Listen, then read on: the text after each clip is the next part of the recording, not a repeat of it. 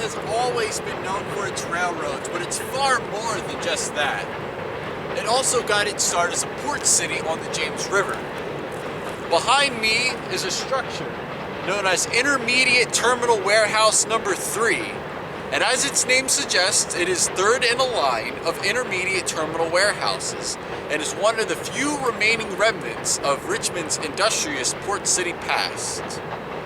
But where are the other two intermediate terminal warehouses? And what exactly is an intermediate terminal warehouse?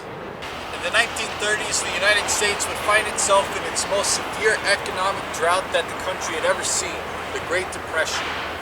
In the 1930s, then President Franklin D. Roosevelt signed the New Deal, a series of public works projects with the express purpose of employing people once again and getting the economy jump-started. This is where Intermediate Terminal Warehouse Number 3 will receive its funding in 1937. Construction of the warehouse would be helmed by the Blackwell Engineering and Construction Company and completed on May 23, 1938. This warehouse was mainly used to store sugar from Cuba, but it also held sand, gravel, newsprint, oil, gas, peanuts, and tobacco. In 1939 alone, 1.5 million tons of sugar came through this warehouse on its way to tobacco products or to the Hershey Chocolate Factory in Hershey, Pennsylvania. The first two intermediate terminal warehouses would face many problems that the third would see rectified. You see, these buildings were constructed to hold goods while they were waiting to be transferred from ships to trains. However, the warehouses were built too close to the James River, and when it rains, the James River likes to flood. Tons of products would be destroyed in these floods. That only was Terminal Warehouse 3 built onto a hill. It was also built on these concrete pillars well above the ground. In this image, you can see how effective this strategy was. Now this strategy worked very well to keep the products inside Intermediate Terminal Warehouse Number 3 safe from water damage. But it also allowed for roads to be built underneath it. Now there used to be a bridge that connected Intermediate Terminal Warehouse Number 3 to the second one. However, in 2007, this bridge was removed, and the first two terminal warehouses were demolished. There are some people in Richmond trying to preserve this as a historical site.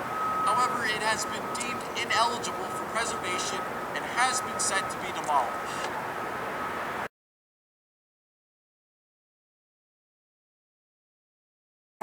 Behind me is another remnant of Richmond's industrious past, the Fulton Gas Works.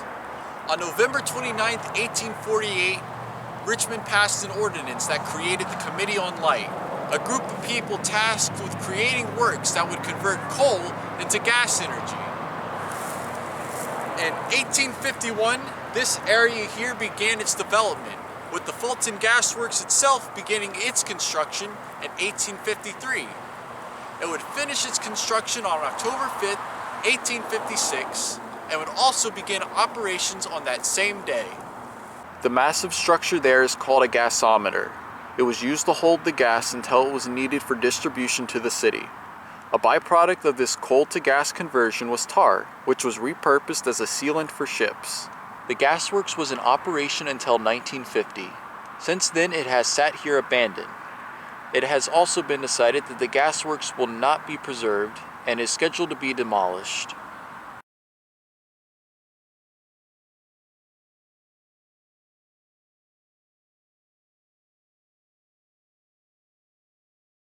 Which was dedicated to creating works that would convert coal into gas energy. I'm gonna wait for all these cars. I gotta go fast.